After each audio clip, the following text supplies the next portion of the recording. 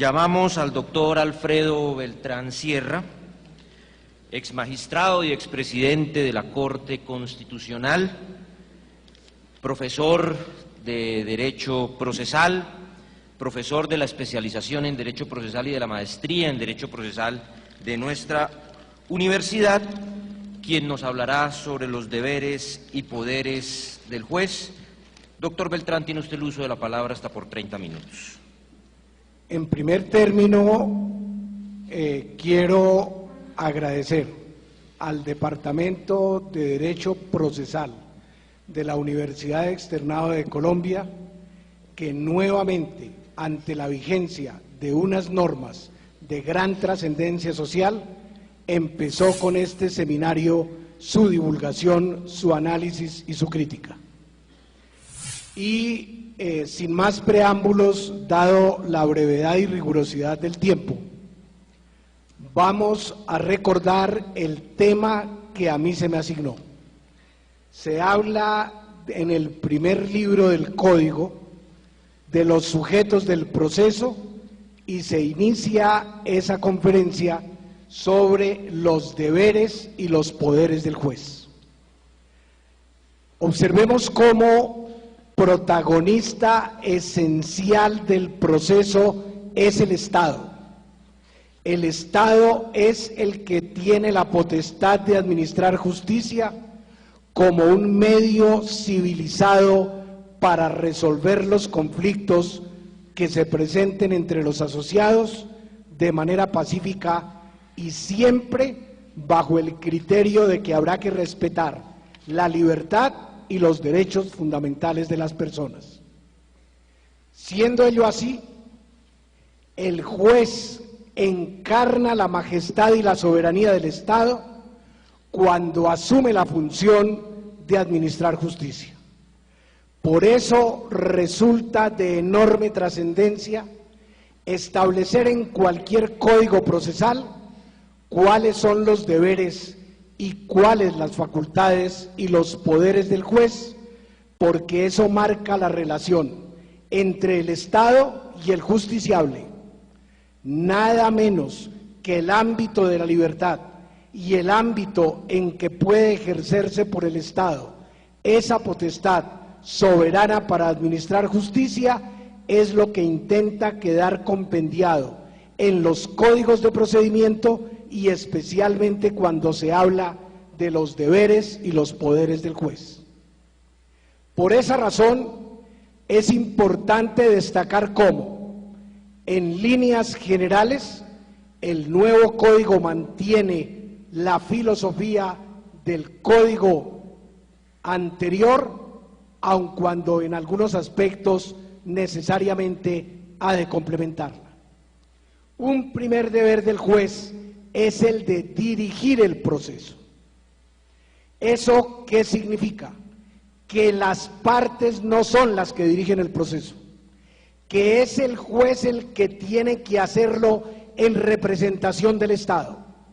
Y ello implica entonces que el juez ha de darle aplicación a principios generales como en la impulsión oficiosa del proceso, como el decretar pruebas de oficio cuando lo considere pertinente, como el deber que tiene de presidir las audiencias y las diligencias judiciales. Todo ello podría, si no se hubiese especificado, quedar comprendido dentro de ese deber general que la ley le asigna de dirigir el proceso. Velar por su rápida solución implica hacer efectivo el principio de la economía procesal, el de la impulsión del proceso y además el de darle prontitud en la solución. Hemos repetido hasta el cansancio que justicia lenta no es justicia y siempre se nos ha dicho que todas las reformas judiciales que en Colombia han sido tienen como propósito buscar la agilización de la administración de justicia, buscar que se haga efectivo el principio de la economía procesal, buscar que se haga efectivo el principio de la rapidez de la solución. Pues eso le corresponde al juez, velar por la rápida solución del litigio. De manera que es una inmensa responsabilidad la que se le otorga al juez para el efecto, y precisamente por ello se le impone como un deber, pero lo digo desde ahora, habrá que darle los medios para que pueda realizarlo. Proceso oral sin medios suficientes de orden técnico, de orden presupuestal a cargo del Estado, resulta una mentira legislativa que va a estrellarse con la realidad. Por esa razón, entonces requerimos que si el juez va a velar por la solución del litigio y si el juez va a dirigir el proceso, al Estado le corresponde suministrarle los medios para el efecto. Eso lo comentábamos con algunos profesores antes de iniciar. No es un asunto de norma, es un asunto de política del Estado. Es un asunto que más que un artículo del Código, lo que requiere es presupuesto, actitud política oficial para que el Código no se vaya a quedar escrito. Le corresponde al juez adoptar las medidas necesarias para evitar su paralización y la dilación del proceso y procurar la mayor economía procesal, todo lo cual, aunque se haya especificado en ese numeral primero, no es sino la función general de dirección del proceso y de velar por su rápida solución. En ocasiones, las partes, los apoderados, procuran no la rapidez en la solución, sino la dilación del proceso. Por esa razón, se requiere que al juez se le ordene entonces, como uno de sus deberes, prevenir, remediar y sancionar o denunciar las maniobras de las partes o de sus apoderados en orden a dilatar indefinidamente el proceso. Y observemos cómo en el pasado había manera de contratar los honorarios según lo que logre yo como abogado demorarle el proceso. Y de esa manera inmoral se pactaba por algunos. Al juez le corresponde el deber de prevenir, remediar y sancionar esas conductas desleales y que vulneran el principio de la buena fe procesal en este código como en el de 1970. De manera que la norma aquí se repite, pero corresponde a los jueces ser estrictos para darle aplicación. Y por esa razón, entre los poderes que le dan al juez para la corrección en el artículo 44, poderes correccionales del juez, se le atribuyen al juez funciones para, por ejemplo, sancionar con arresto inconmutable a quienes le falten al respeto, o imponer penas de arresto inconmutable a quienes impidan u obstaculicen la realización de cualquier audiencia o diligencia judicial. Ahí están los instrumentos que de manera inmediata a los deberes ahora en el Código se le atribuyen al juez. Y se le impone al juez también como uno de los deberes procurar la celeridad del proceso, pero los particulares pueden en ocasiones impedir, por ejemplo, que los trabajadores de una empresa se retiren del trabajo para concurrir a un despacho judicial. Y entonces habría que señalar nueva audiencia para recibir la prueba, pues eso se puede prevenir, advirtiéndole desde el principio a ese empleador que debe darle el permiso, la autorización a ese trabajador para concurrir al despacho judicial, bajo apremio de sanción que el Código la prevé con multas hasta de 10 salarios mínimos cuando esa conducta ocurra, porque es violatoria además del deber de colaboración con la Administración de Justicia que a todos nos impone el artículo 95 de la Constitución Política.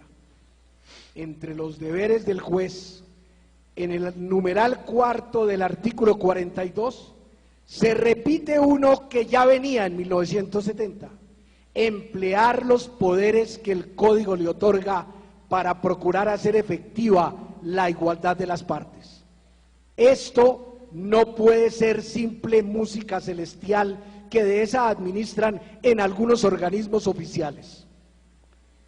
No, se trata de que el juez emplee esos poderes para hacer efectiva la igualdad de las partes, porque no siempre la igualdad retórica ante la ley es la igualdad ante la vida. Por esa razón, al juez le corresponde entonces procurar hacer efectivo con este instrumento de orden legal lo que dice el artículo 13 de la Constitución Política. Hay débiles a los cuales hay que procurarles la asistencia, el respaldo, la actuación del Estado para procurarles la igualdad. En este caso, a las personas que ostenten ese grado de debilidad, no necesariamente física, habrá que procurarse por los jueces hacerles efectivo en el proceso el derecho a la igualdad.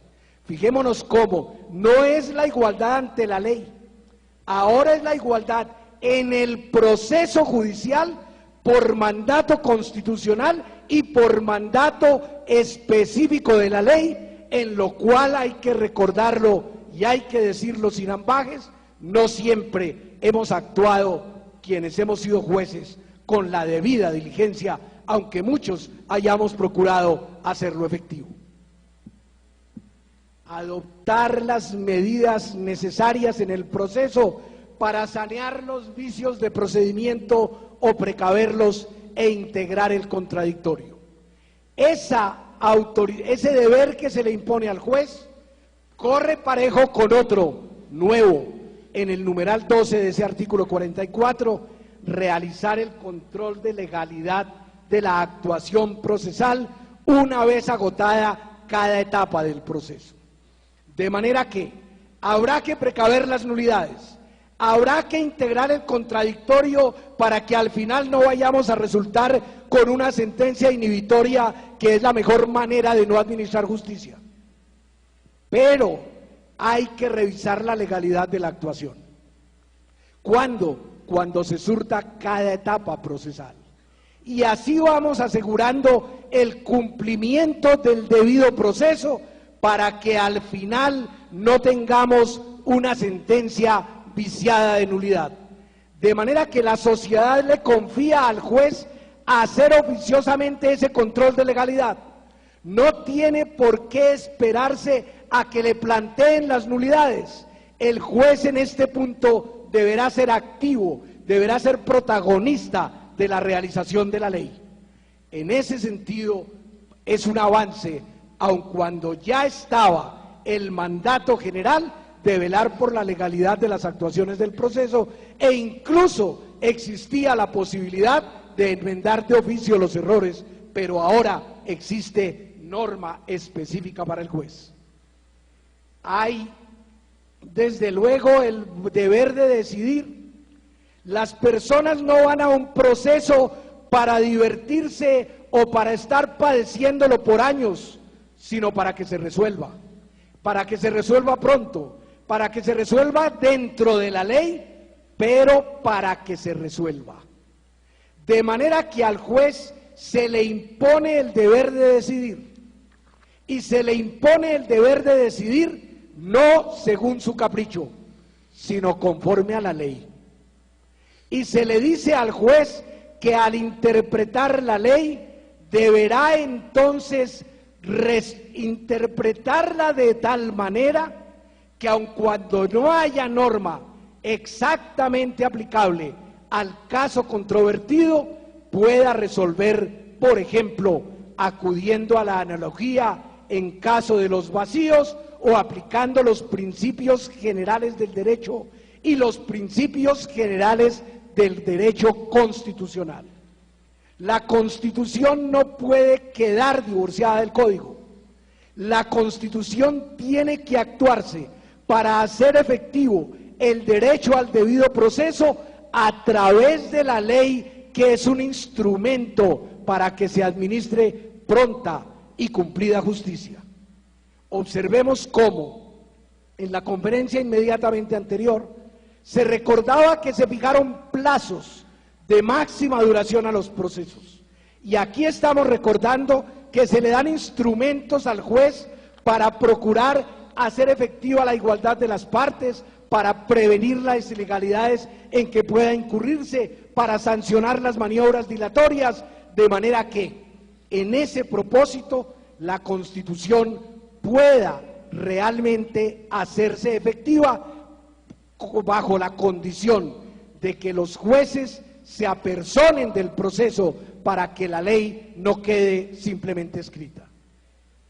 Hay un deber de motivación de las sentencias, y ese deber de motivación, tenemos que decirlo de manera expresa, es para el caso concreto, lo que significa que tiene que abandonarse el uso del computador para hacer transcripciones de casos anteriores y buscar el copia y pegue en vez del razonar en concreto para el proceso, y lo que significa que la motivación para el caso concreto tiene que ser específica, y las sentencias deben ser breves, deben ser concisas, para que las personas que acudieron sin ser doctos y proficuos abogados puedan entenderlas. El deber de motivación implica que se haga inteligible el fallo para el ciudadano del común. No es la oportunidad del lucimiento del juez o magistrado, porque para eso estarán la cátedra o los libros o las revistas especializadas. Las personas acuden para que se les resuelva y para que se les diga por qué se resuelve, cuál es la norma aplicable, cuáles los hechos probados, cuáles las excepciones propuestas, por qué pueden o no pueden prosperar y por qué se resuelve en un determinado sentido. Las sentencias kilométricas generalmente no se leen o empiezan simplemente a leerse por la parte resolutiva y nada más. El ciudadano tiene derecho a la aplicación del derecho. El ciudadano tiene derecho a que en un Estado de derecho no existan las razones de Estado, sino que sea el Estado de las razones, y también cuando se administra justicia. Eso es lo que implica que las sentencias deban ser motivadas. Y los autos interlocutorios, que muchas veces son tan trascendentes como una sentencia, deben tener también motivación. Los únicos que escaparían de esa motivación son las órdenes al secretario, los autos de sustanciación, pero los ciudadanos tienen derecho a la motivación y se le impone como un deber específico a los jueces. Observen cómo, si hay control de la legalidad de las actuaciones del proceso por el propio juez, si hay motivación específica y concreta de las sentencias, para que al cabo de 200 hojas no busque uno dónde está la motivación y encuentre que está en los dos últimos párrafos. Si hay además sanción cuando las partes intenten dilatar el proceso, si hay además dedicación del juez al oficio de juzgar, porque a él le corresponde presidir las audiencias y presidir las diligencias judiciales, lo que puede suceder es que se necesiten más jueces, pues que el Estado, en vez de gastar en balas y en aviones de guerra, gaste en justicia y en educación. Si eso es así, entonces tenemos que esos 4 artículos, en su brevedad, se van a constituir en eje del éxito o del fracaso del Código de Procedimiento que se acaba de adoptar bajo el nombre de Código General del Proceso. Hay que recordar cómo frente a la expedición de nuevas normas, la realidad no cambia. Por sí sola no nos sirve la ley y tenemos que aterrizar para recordar que el fetichismo de la ley, el fetichismo normativo, muchas veces nos ha llevado a tener la ilusión de que el país ha cambiado para encontrar luego que al final todo cambia, pero todo sigue igual. Eso lo tenemos que tener absolutamente claro. El código, sin un inmenso esfuerzo presupuestal, sin un inmenso esfuerzo de estudio y de análisis, sin un esfuerzo que nos implique a nosotros compromiso para hacerlo efectivo, incluso para proponer si se necesitan en el futuro algunas reformas porque no hay obra legislativa perfecta. Si no tenemos esto claro, el código corre el riesgo de que de él se diga lo que Calamandrei del código italiano de mediados del siglo anterior. Cambiamos el código y no logramos cambiar, sin embargo, ni las costumbres de los jueces ni las de nuestros semejantes. Ese es el reto que tenemos por venir. Muchas gracias.